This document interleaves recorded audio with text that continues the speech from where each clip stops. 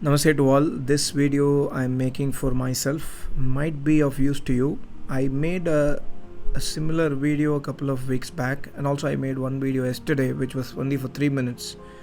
So I'm remaking the same video with the same content because the previous video which I wanted to listen for myself was not really good in terms of the sound quality. So I'm trying to make it a little bit better for me to listen on a daily basis. So apology for this video might not be useful to you. Respect your parents because they have been kind to you in this life.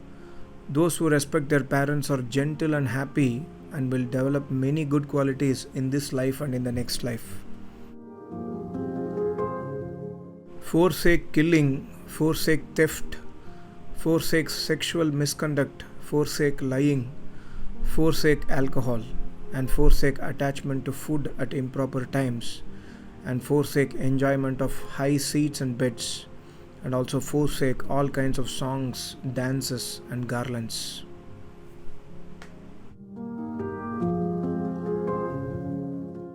Look upon these as enemies: miserliness, cunning, deceit, attachment to property, laziness, pride, sexual attachment, hatredness, and arrogance of caste, arrogance of form, arrogance of learning, arrogance of youth, and also arrogance of great power. Avoid these 13 faults of character that diminish your moral worth and are unbecoming. Although they apparently might serve your own selfish purpose, they are in fact inimical to your real interest.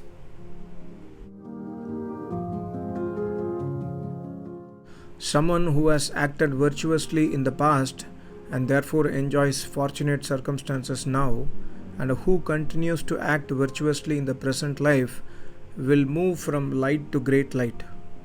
Someone born in the states of woe because of unwholesome deeds done in the past lives, and who continues to act unvirtuously in the present life, will move from darkness to greater darkness.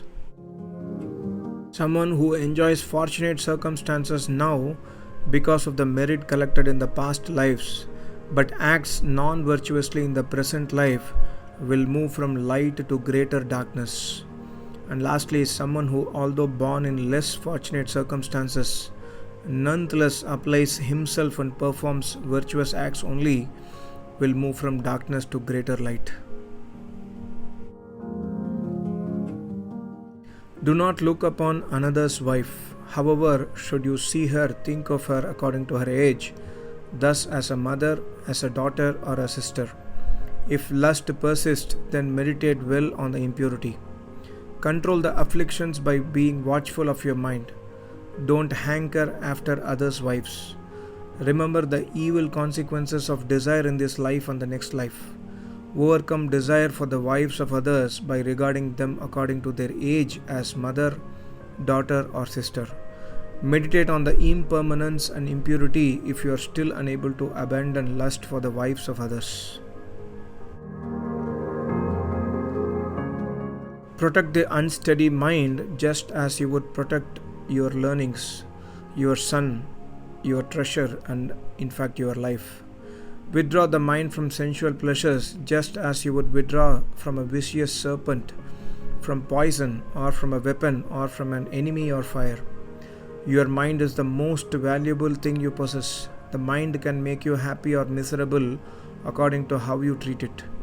If you owned a valuable house, a car, or a painting, you would take good care of it and do your best to keep it from being damaged.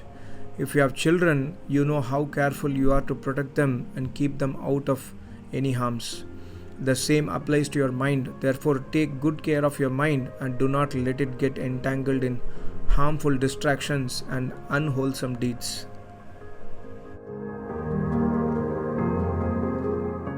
In choosing between the one who conquers attachment to the ever unsteady and momentary objects of the 6 sense organs, and to the one who conquers the enemy's army in the battle, the wise know the first to be a far greater hero. Do not allow your senses to become entangled in the afflictions. If you fight the afflictions by avoiding objects that inflame them, then you have won the battle. If you can succeed in this, then you are more heroic than a victor on the battlefield. Look upon the body of a young man or woman apart from ornaments and clothing like a totally impure vessel covered with skin, difficult to satisfy, bad smelling, and with impurities issuing from the 9 bodily outdoors. Consider the remedy for the desire for others. Although a man or woman may appear beautiful, reflect on impurity. The body of a man or woman is just a heap of flesh, bones, blood, and the like. Therefore, such a body is really similar to a beautiful vase filled with impurities. The more you indulge in worldly pleasures, the more you want them. You are like a thirsty man who drinks salt water, which only increases your thirst. Therefore, try to free your mind from desire for the pleasures of the world, because they only lead to more suffering in the long run. Gain, loss, happiness, unhappiness, fame, notoriety, praise, and blame should be regarded equally, as they are not worthy of your mind. Of these 8, the 4 which ordinary people hope for are gain, happiness, fame, and praise. Upon obtaining any of these 4, people become overjoyed. The 4 which normally people fear are loss, suffering, notoriety, and blame. When these 4 occur, people become downhearted. However, this attitude is not recommended for someone wishing to practice dharma. On the contrary, such a person ought to regard the 8 with equanimity. Though some unwholesome deeds performed will not wound you immediately like a weapon, still any effect arising from those unwholesome deeds will become manifest when the time of death befalls. Immediate retribution may not be experienced, but eventually the effects of unwholesome deeds will surely appear. Such effects may appear within this very life. However, should they fail to appear in this lifetime, they will surely appear after death. If they should still fail to appear even in the next life, nonetheless, rest be assured that they will manifest themselves after several lifetimes. No wholesome or unwholesome action is ever lost, but is certain to produce its effects. Faith, morality, giving, study, modesty, humility, and wisdom are the 7 unblemished properties. Recognize other common properties to be meaningless. These 7 virtues are very, very beneficial.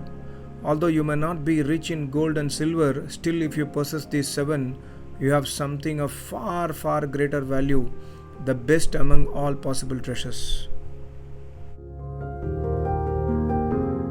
Abandon these 6 which will result in the loss of fame and birth in evil states. Avoid gambling, avoid participation in fairs, avoid laziness, avoid association with sinful friends, avoid alcohol, and avoid walking in the night. Always be satisfied with whatever you have. Greed will always cause dissatisfaction and unhappiness. Moreover, stress will occur from the desire to acquire more wealth, protect, and eventually lose it. Even if a person be poor, if he is content with what he has, then he possesses the greatest happiness. Understanding food to be like a medicine, neither use it with hatredness, nor with attachment, nor for might, pride, or beauty, but solely for maintaining the body. Keeping in mind that food is only medicine for the illness of hunger, always eat moderately. Avoid eating with attachment or aversion towards the food. Eat simply for the purpose of sustaining the body so as to be able to practice the Vedic Dharma. O righteous person, after usually spending the whole day and the beginning and the end of the night, mindfully sleep only in the middle, so that even the time of sleep will not be fruitless. With a great revolution for this world, strive constantly for enlightenment. Waste neither the day nor the night, but use all of your time for practicing the path that leads to liberation. Always meditate rightly on love, compassion, joy, and equanimity. Love is the wish for all sentient beings to be happy and to have the cause of the happiness. Compassion is the wish for all sentient beings to be free from suffering and from the cause of the suffering. Joy is the wish for all sentient beings to experience the joy that is free from sorrow. And equanimity, the wish that all sentient beings dwell in equanimity, free from attachment towards near ones and aversion towards far ones. The cause of happiness and suffering are wholesome and unwholesome deeds, respectively. Be aware that these 5 hindrances are thieves which steal the wealth of virtue. The 5 hindrances are: number 1, restlessness and worry.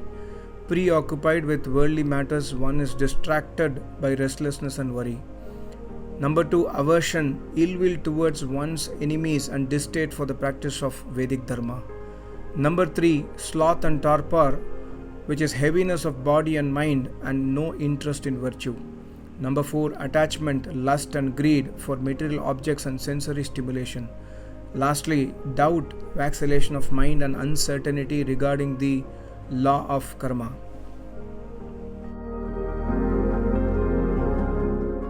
Recollect impermanence and death in order to remain mindful.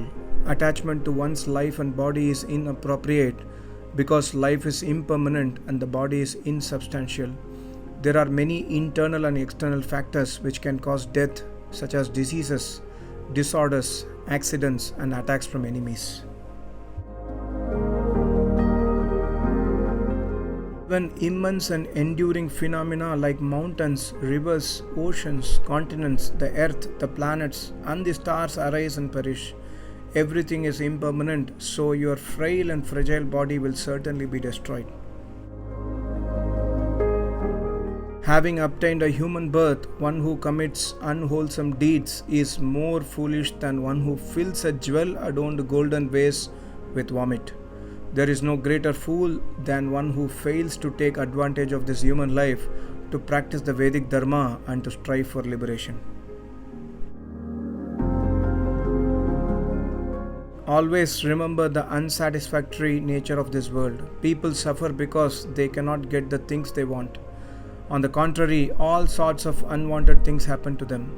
Even if people are lucky enough to enjoy a relatively happy life, they will eventually have to part from the persons and things they love.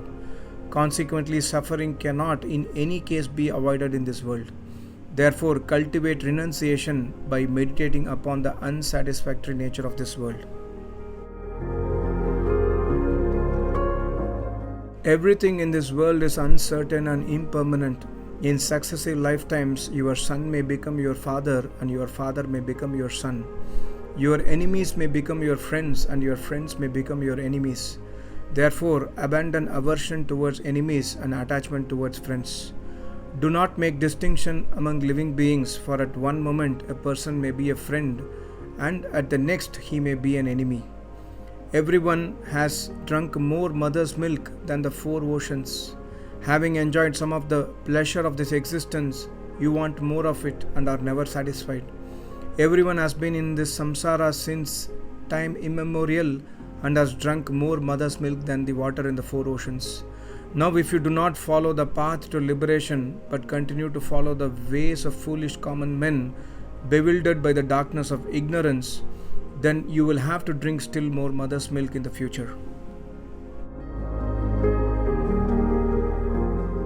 Everything is impermanent, so you might die at any moment. When the time comes to die, you must go alone without any help from relatives or friends. Therefore, if you have the chance to practice virtuous deeds of this body, voice, and mind, then do so at once. As you would extinguish a fire if it suddenly caught hold of your clothes or head, just so strive to put an end to rebirth through renouncing karma, for there is no other aim more excellent than this.